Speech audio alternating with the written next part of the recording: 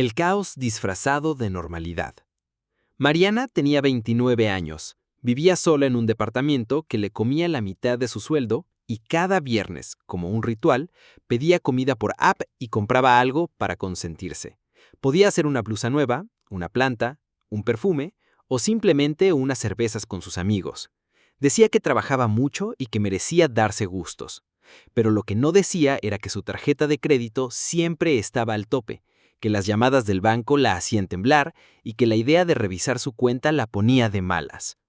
A pesar de tener un trabajo estable en marketing digital, Mariana llegaba a fin de mes con ansiedad. No entendía por qué, si no ganaba mal. Incluso cuando le daban bonos o freelances, el dinero se iba como agua. Todo parecía normal, tenía lo que necesitaba, no se privaba de mucho y hasta se daba lujos de vez en cuando. Pero en el fondo sabía que algo no cuadraba. No tenía ahorros, no invertía, no tenía control. La gota que derramó el vaso llegó en forma de una emergencia médica. Nada grave, pero sí lo suficiente como para dejarla sin salario una semana y con gastos inesperados. Usó su tarjeta para cubrirlo todo, y al mes siguiente ya no pudo pagar ni el mínimo. Fue ahí cuando se dio cuenta de que estaba jugando con fuego. Ese fue el punto de quiebre. Mariana no quería seguir viviendo con miedo al dinero, así que por primera vez en su vida se sentó frente a su computadora y buscó cómo mejorar mis finanzas personales. Mariana empezó con lo más simple, anotar todo. Cada gasto, por mínimo que fuera, lo registraba. Descargó una app gratuita y comenzó a ver, con brutal honestidad, en qué se le iba el dinero. Descubrió que solo en delivery de comida gastaba casi el 18% de su salario mensual. En suscripciones innecesarias, como plataformas que no usaba, apps de edición o newsletters premium, se le iban otros 800 pesos al mes. Este hábito le abrió los ojos. No se trataba solo de ahorrar, sino de saber en qué estaba gastando sin darse cuenta. Al tenerlo todo por escrito, sintió por primera vez que tomaba el control. Dejó de vivir en la negación. Después de 2 semanas registrando cada centavo, Mariana se hizo una pregunta clave. ¿Qué gastos me están acercando a la vida que quiero y cuáles me están alejando? Ahí nació el segundo hábito: diferenciar deseos de necesidades.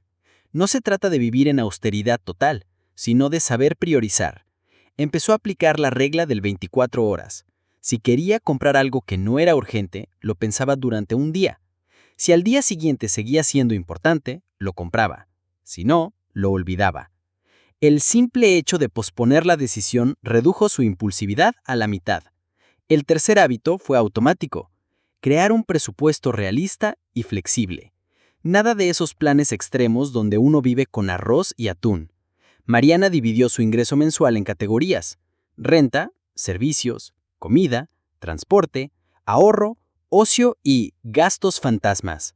Así podía prepararse para todo, incluso para los antojos. Y con el presupuesto llegó el cuarto hábito: automatizar sus finanzas.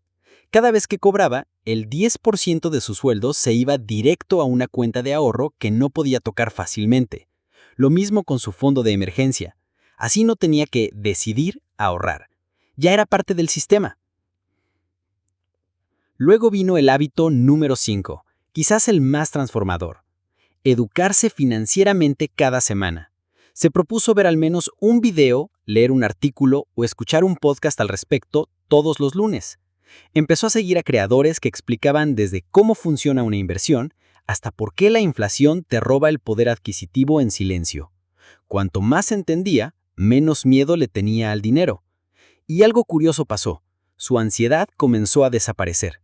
Ya no sentía que el dinero era un monstruo incontrolable, era una herramienta. Y como toda herramienta, había que aprender a usarla. Pasaron 3 meses. Mariana ya no tenía deudas nuevas. Había renegociado el pago de su tarjeta y había logrado ahorrar 6,000 pesos, su primer fondo real. Empezó a pagar en efectivo lo que antes cargaba a crédito, y redescubrió la sensación de comprar algo sin culpa. El sexto hábito fue casi natural: crear metas financieras claras y medibles. Quería tener un fondo de emergencia con al menos 3 meses de salario, ahorrar para un viaje sin endeudarse y eventualmente invertir. Cada meta tenía una fecha, una cantidad y un plan. Y por último, llegó el hábito más importante de todos: hablar de dinero sin vergüenza. Empezó a compartir su proceso con amigas, a hacer preguntas, a buscar consejos. Descubrió que muchas estaban igual o peor, pero nadie lo decía. Hablarlo rompió un tabú. Dejó de sentirse sola y empezó a aprender más. La Mariana que solía evadir su estado de cuenta, ahora abría su app bancaria con gusto. La que se compraba cosas para sentirse mejor, ahora se premiaba con paz mental. Los hábitos financieros no son una cárcel, son una ruta hacia la libertad. Mariana no se volvió rica de un día a otro, pero cambió de mentalidad, y eso lo cambió todo. Dejó de trabajar para pagar cuentas y empezó a trabajar para construir su vida.